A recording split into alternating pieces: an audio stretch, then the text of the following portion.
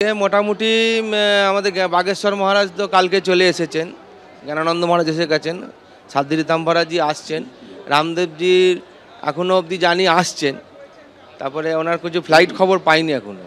আর বাকি সাধু সন্ত যারা আবার এখানকার আছেন তারা তো আসছেনই। সব রাজ্যপাল আসছেন? রাজ্যপাল আসছেন। আর কিরকম আয়োজন দেখছেন? এমনি আয়োজন তো ঠিকঠাকই সব চলছে। সকালবেলাতেই এখন 8টা বাজে, তাতেই দেখছি ভিড় ভালোই হয়েছে, প্রচুর লোক কাতারে কাতারে আসছে, সাধু সন্তদের মঞ্চ প্রায় ভরতে শুরু হয়েছে। এটা সব মিলিয়ে একটা পজিটিভ আছে। একটা প্রশ্ন, সেটা হচ্ছে গীতা পাঠের আসরের আগেও হয়েছে, এবারেও হচ্ছে 5 লক্ষ কণ্ঠে।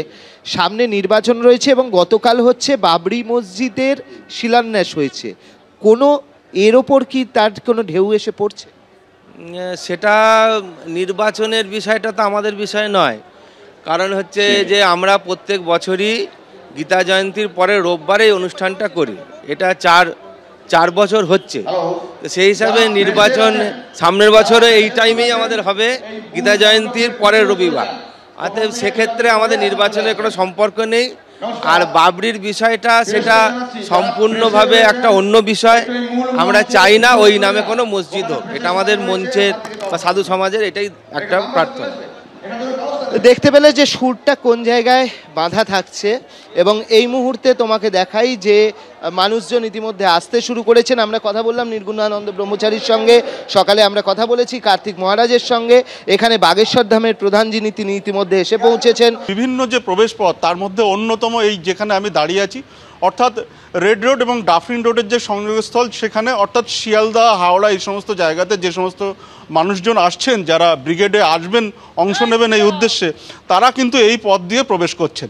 এবং তুমি দেখতে পাচ্ছ সেজন্য যে পুলিশি ব্যবস্থা, যে নিরাপত্তার ব্যবস্থা, যে যান নিয়ন্ত্রণের ব্যবস্থা, তা কিন্তু এখানে যথেষ্ট। আমি কথা বলবো, আপনি কোত্থেকে এসছেন?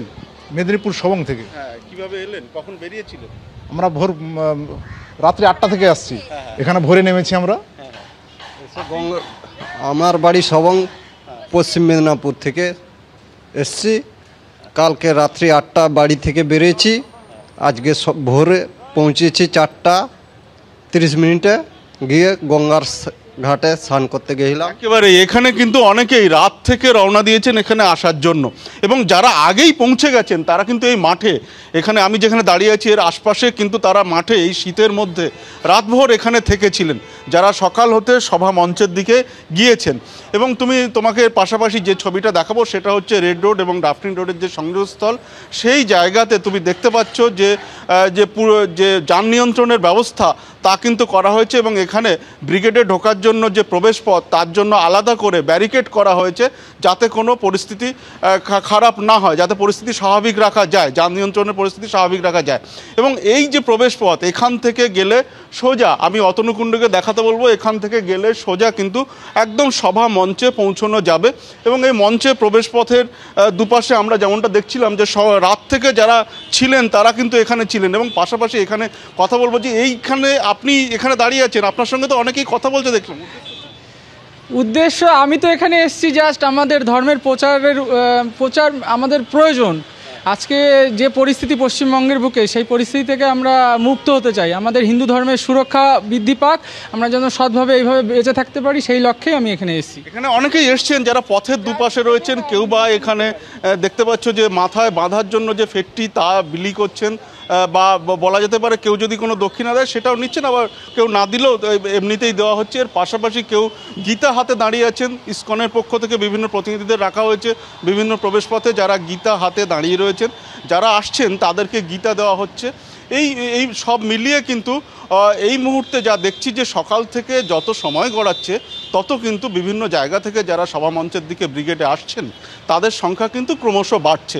এবং আমি যে জায়গাতে দাঁড়িয়ে আছি এই জায়গাতেও কিন্তু যারা হাওড়া এবং শিয়ালদা থেকে আসছেন তারা কিন্তু এই পথ দিয়েই প্রবেশ করছেন। এবিপি আনন্দ, এগিয়ে থাকে, এগিয়ে রাখে।